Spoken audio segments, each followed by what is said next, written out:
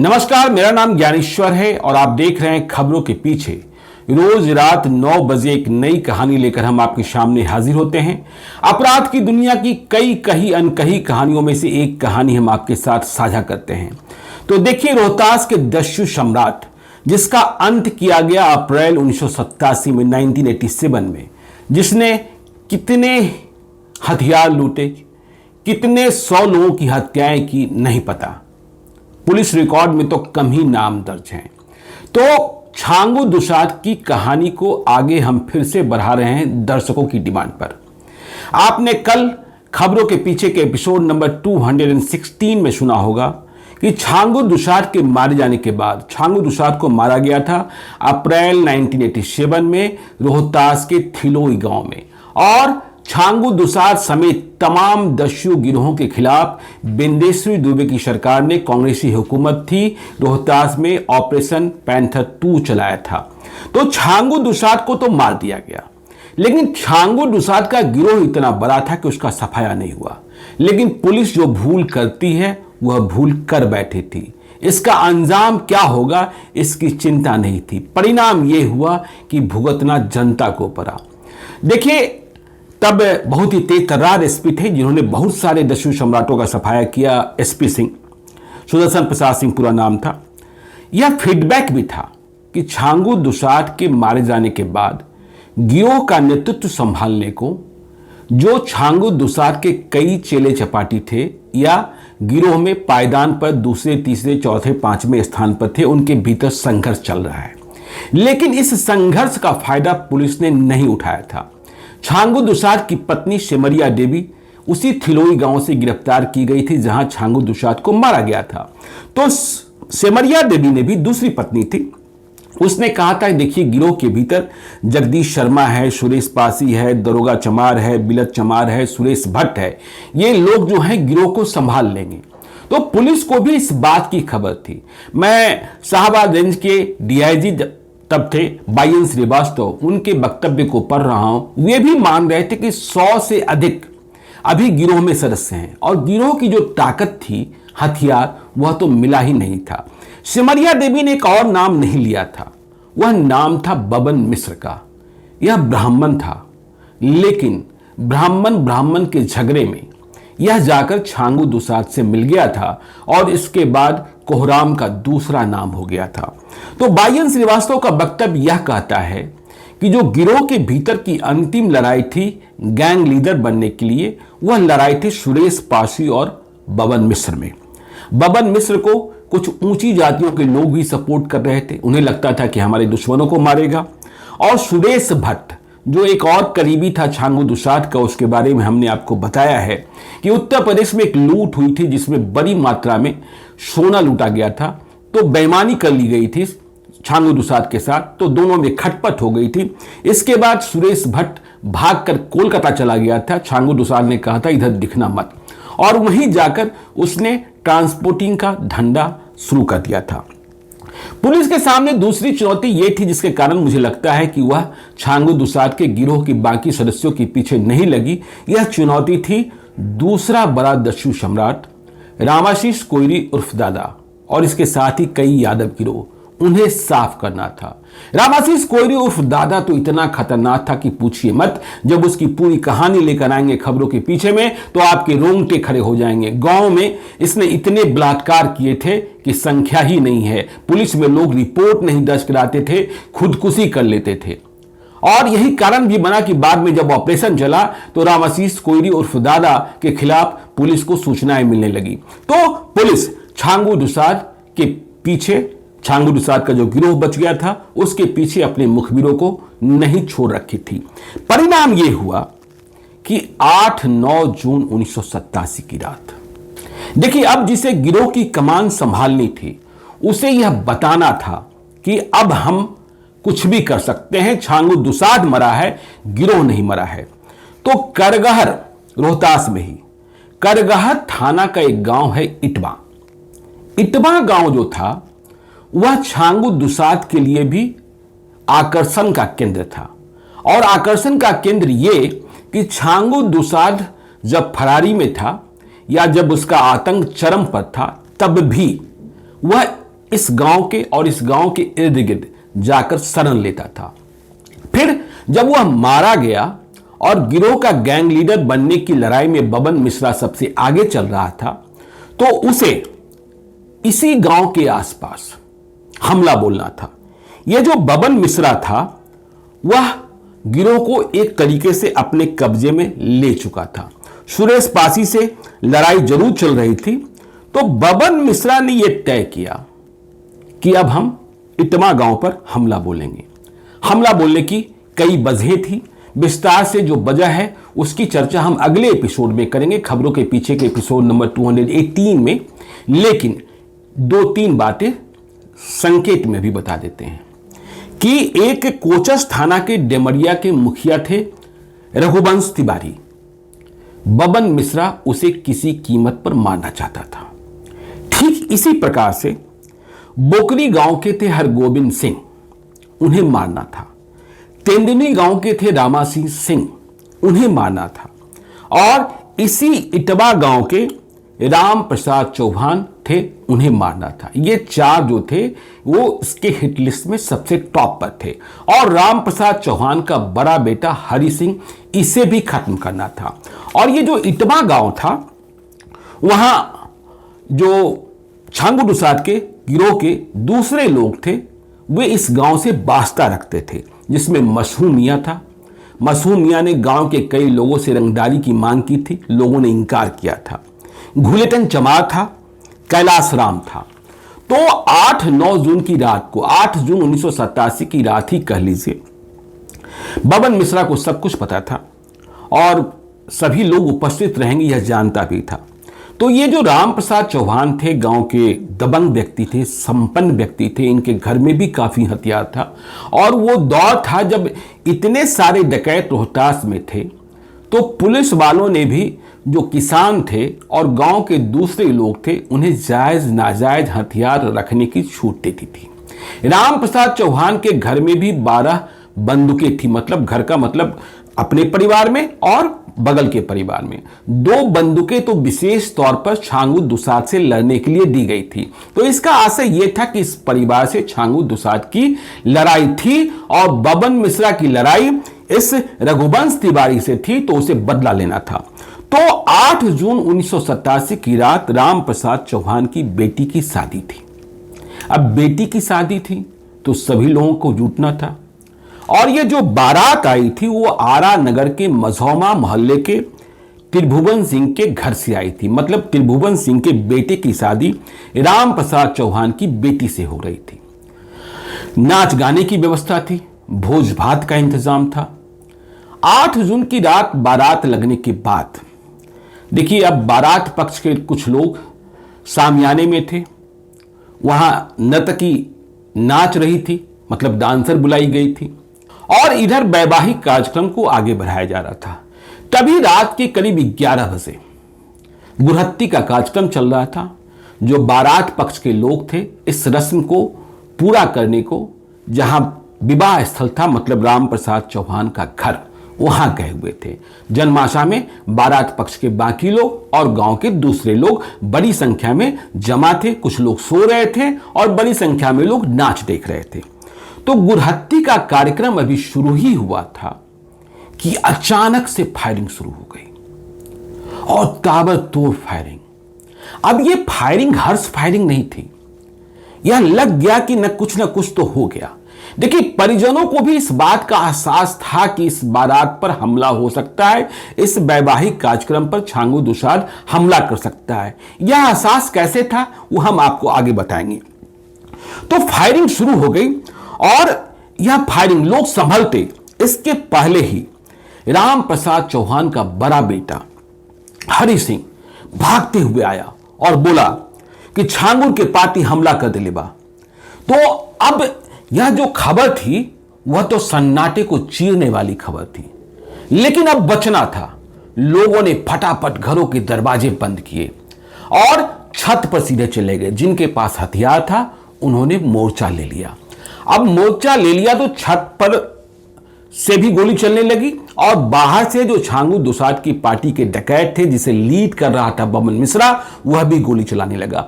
डकैतों की संख्या कितनी थी इस पर विवाद है। मैं रिकॉर्ड देखता हूं, मैं अखबारों की खबरों को देखता हूं, कहा जाता है 70 से 75 की संख्या में डकैत गए थे। तो दोनों ओर से अंधाधुंध गोली चलने लगी।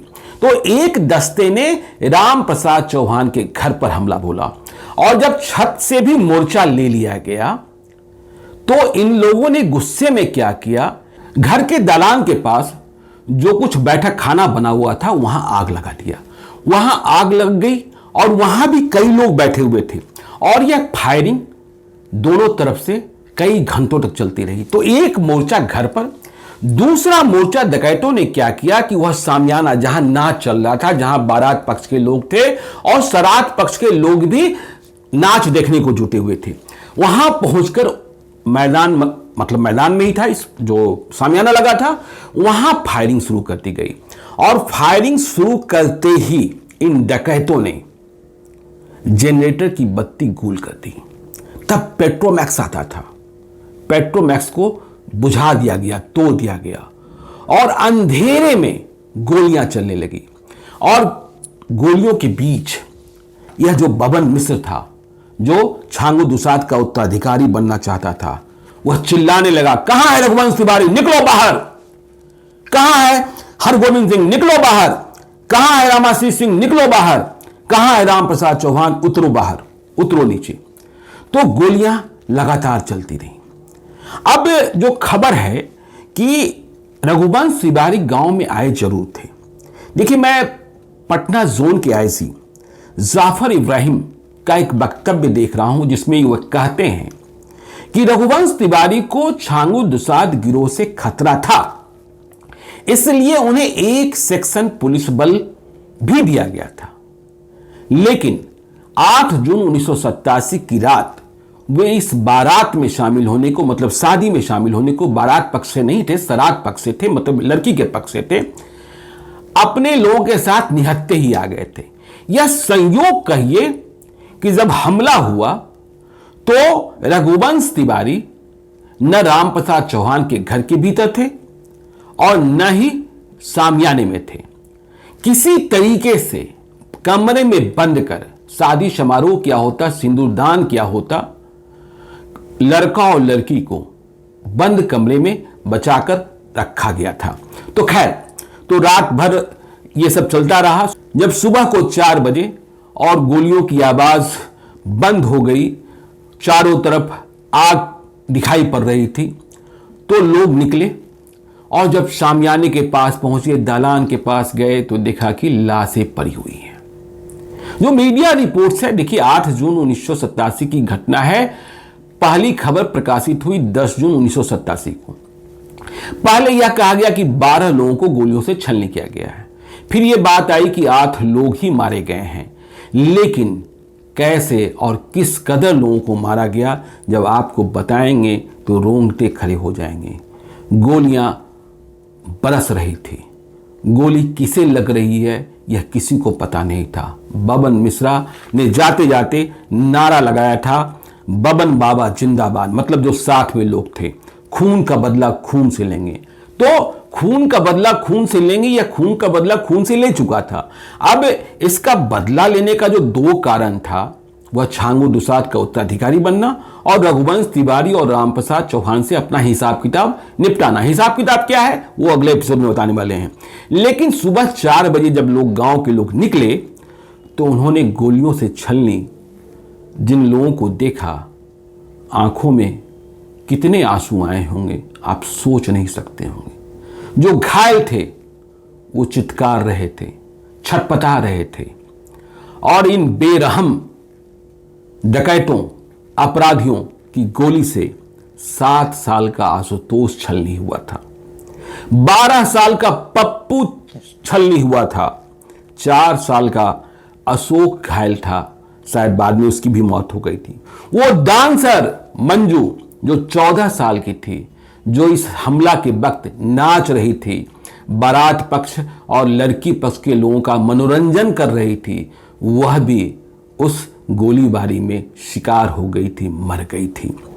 कासिम मियां देखिए, कासिम मियां इसी गांव का रहने वाला था और कासिम मियां को मारना चाहता था ये बबन मिश्रा, क्योंकि कासिम मियां के बारे में खबर यह थी कि कासिम मियां वो शख्स है राम प्रसाद चौहान के साथ साथ जो छांगू दुसाद का यदि कोई फरमान होता था इस गांव में, इटवा गांव में, तो वह इसका विरोध करता था।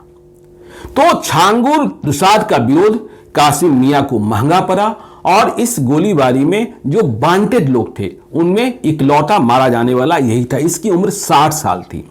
कासिम मियां की पत्नी जमीला खातून का मैं वक्तव्य पढ़ता हूं कि जमीला खातून कहती है अपने पति के सबसे लिपटी हुई है वो, और कहती है कि इस गांव के ऐसे कई लोग हैं जो छांगू दुसाद और बबन मिश्रा को शरण लेते हैं। गांव के आसपास के गांव, कई गांव ऐसे हैं जहां छांगू दुसाद आकर रहा करता था। हम लोग विरोध करते थे, इसलिए हम सबों को मारा गया।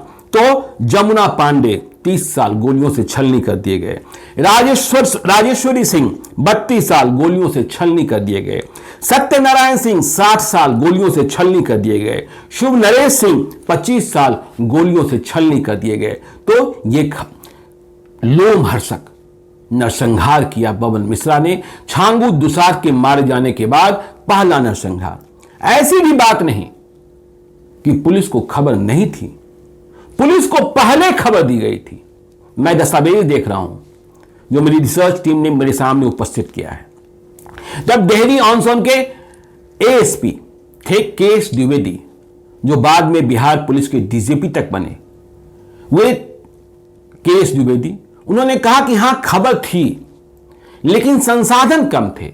पुलिस इस बात का रोना रोती रही कि छांगू दुसाद के मारे जाने के बाद औरंगाबाद में एक और नरसंहार हुआ था, दलील चक बघौरा, तो जो सीआरपीएफ मिली थी, जो बीएमपी मिली थी, उसकी संख्या कम कर दी गई थी। सीआरपीएफ की कंपनी वापस ले ली गई थी, बीएमपी की 2 कंपनी भी वापस चली गई थी और फिर संसाधन नहीं थे। यह जो इटवा गांव था, यहां तक पुलिस का पहुंचना भले ही मुश्किल कार्य था, लेकिन छांगू दुसाद और अन्य गिरोहों को पहुंच जाना आसान था।